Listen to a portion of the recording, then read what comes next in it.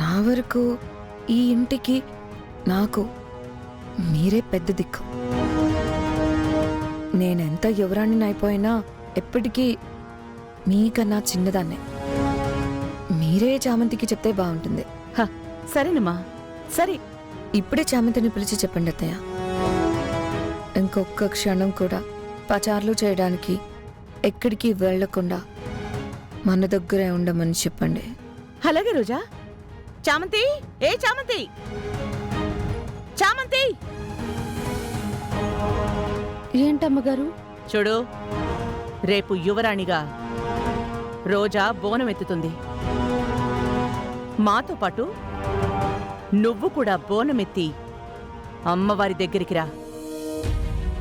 రేపొద్దునే బయలుదేరదాం. అమ్మగారు. ఏంటి అమ్మగారు? తను బావుండాలనే కదా బోనం ఎత్తమని చెప్తుంది. ఏదో తీసుకెళ్ళని చోటుకి నిన్ను వెళ్ళమన్నట్టు అమ్మగారు అంటావు. అది కాదమ్మగారు, రేపు నేను మా ఊరు వెళ్ళాలనుకుంటున్నాను. మొన్న ఈ మధ్య కదా మేము మా సంస్థానానికి వెళ్ళినప్పుడు నువ్వు కూడా వెళ్ళొచ్చావు. అదే కదా, నువ్వు ఊరంతా చూసుకునే వచ్చావు. మళ్ళీ రేపెందుకు? ఏం అక్కర్లేదు. ఇప్పటి నుంచే చెప్తున్నాను, రోజా నిన్ను వదిలి ఒక్క క్షణం కూడా ఉండడానికి వీల్లేదు. ఏం కావాలన్నా దగ్గరుండి చూసుకో, అర్థమైందా? రేపు బోనం ఎత్తడానికి ఏం కావాలో చూడు. నా దగ్గరే ఉండు చామంతి. ఒక్క క్షణం కూడా ఎక్కడికి వెళ్ళకూడదు. ఎందుకంటే నేను ఏ క్షణం ఏ పని చెప్తానో నాకే తెలీదు. సరేనా? సరే. ఇప్పుడెలా వెళ్తారే అక్కడికి? నిన్నెక్కడికి వెళ్ళనివ్వను. నా పట్టాభిషేకం అయ్యే వరకు ఇలానే ఏదో ఒకటి చేసి నిన్ను అష్టదిగ్బంధం చేస్తాను.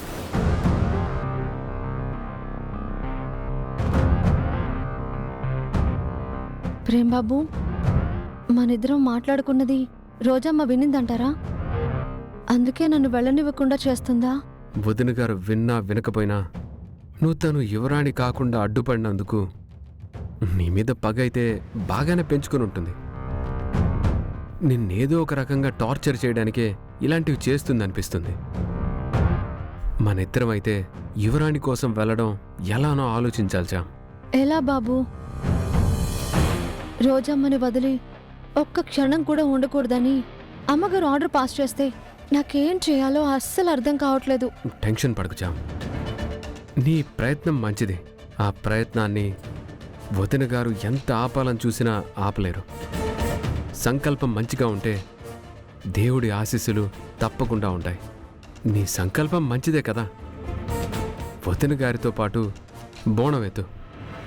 యువరాణిని కనిపెట్టే దారి ఆ దైవమే మనకి చూపిస్తుంది. అయినా నువ్వు ఇప్పుడు బోణం ఎత్తుతుంది ఆ దైవం కోసమే కదా. ఆ అమ్మవారే మనల్ని యువరాణి దగ్గరకు తీసుకువెళ్ళడానికి దారి చూపిస్తుంది. నాకా నమ్మకం ఉంది. నువ్వు నన్ను నమ్ముచా.